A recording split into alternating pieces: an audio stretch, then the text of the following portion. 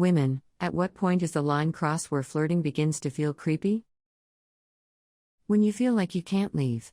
Can either be because they'll physically block you, because they'll follow you, because they'll pressure you into not going, any of it.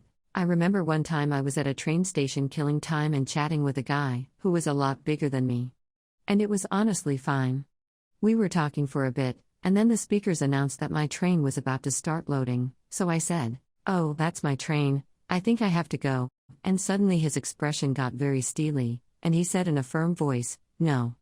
You are going to stay for a little while more." And I did because I was startled, and I did make my train after a minute or so, but it stuck with me because it went from everything is fine to frightening very quickly. There was a guy who used to hang around at the mall every single day when I worked there. I worked at a kiosk with nowhere to hide, so I'd get cornered sometimes. This one day he was there talking at me for an hour and showed no signs of leaving at all. I was working by myself and it was early on a Sunday, so barely any other people shopping. I had no real way to get him to leave and I was young and didn't feel comfortable flat out saying, "I think you should leave, I have work to do." I just fully ignored him. The work phone rang and when I answered it was a girl in a store adjacent to me who said she noticed he was there and asked if I wanted her to call security.